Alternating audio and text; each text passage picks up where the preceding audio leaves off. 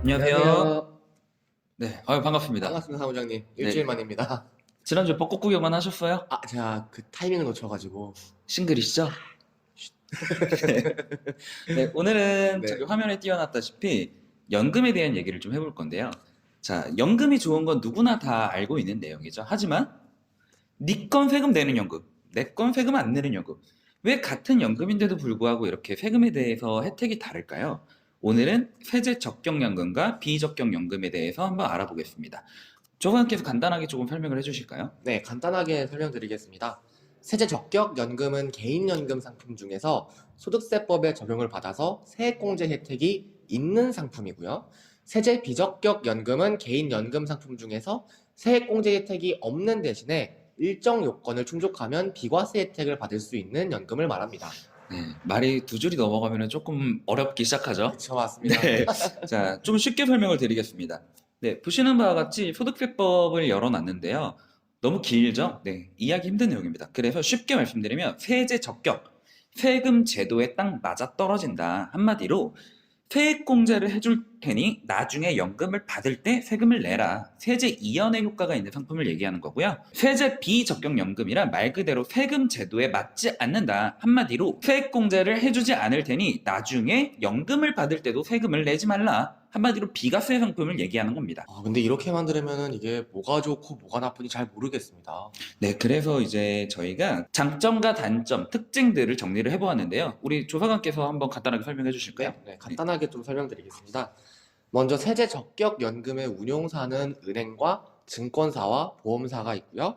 세제 비적격 연금은 생명보험사에서만 운용을 하고 있습니다. 운용 방식의 경우 세제 적격 연금은 은행과 보험사에서는 금리 연동형 상품으로 운용되고 있고 증권사에서는 투자형 상품으로 운용되고 있습니다. 세제 비적격 연금의 경우 보험사에서 투자와 금리 연동 두 가지를 선택하실 수 있습니다.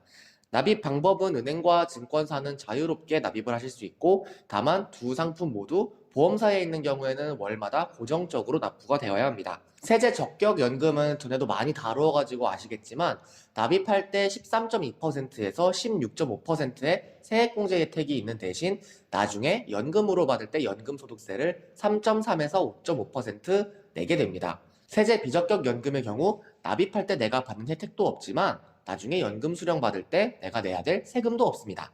세제 혜택 조건은 화면에서 보시는 바와 같습니다. 중도 해지 혹은 연금 이외의 형태로 수령할 때 세제 적격 연금은 해지 금액에 대해서 기타 소득세로 16.5%를 과세하게 되고 부득이한 사유에 대해서는 3.3에서 5.5% 과세하게 됩니다.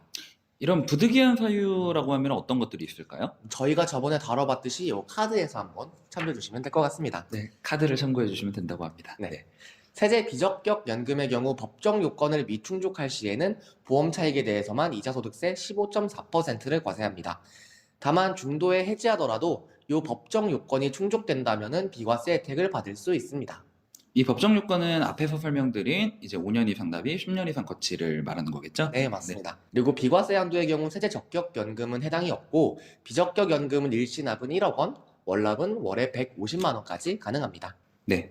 월납 150만 원, 연간 1,800만 원이 한도가 되겠죠? 맞습니다. 네, 세제 적격연금과 비적격연금의 경우에는 연금을 수령하는 방식에도 다소 차이가 있는데요. 이는 이제 운용하는 회사에 따라서 상품의 성격이 달라지기 때문입니다. 세제 적격연금의 경우에는 적립액이 소진이 되면은 연금을 더 이상 수령할 수가 없습니다. 한마디로 내가 납입하고 운영해서 만든 적립금의 한도 내에서만 내가 연금을 받을 수 있다는 뜻이고요. 하지만 비적격연금의 경우에는 종신연금형으로 가입할 경우 내가 납입한 금액 이상의 연금을 내가 종신토록 한마디로 사망할 때까지 받을 수가 있다는 뜻입니다. 연금 수령의 형태 때문에 세제 비적격연금이 대체로 적격연금보다 수수료가 높은 편입니다. 자세한 수수료는 상품마다 다르기 때문에 화면에 보이는 수수료는 참고용으로만 봐주시기 바랍니다. 세제 적격 연금은 은행에서는 개인연금 저축 신탁, 증권사에서는 개인연금 저축 펀드, 보험사에서는 개인연금 저축 보험이라는 이름을 쓰고 있습니다.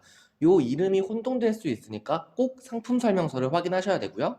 세제 비적격 연금은 생명보험사의 연금보험이라는 상품이 있겠습니다. 저희가 영상 설명란에 남겨놓은 연금 포탈로 들어가시면은 국가에서 운영하는 연금 포탈이기 때문에 본인이 가입하고 있는 연금이 세제 적격인지 비적격인지 확인하실 수가 있고요. 그러면 세액공제가 되는지 안 되는지 확인을 해보실 수가 있습니다. 네, 오늘은 세제 적격연금과 비적격연금에 대해서 알아보았는데요. 부디 유익한 시간이 되셨길 바라겠습니다. 조사관 오늘도 고생하셨습니다. 함정님 고생하셨습니다. 네, 그럼 인사드리고 마무리하겠습니다. 둘, 셋. 감사합니다. 감사합니다.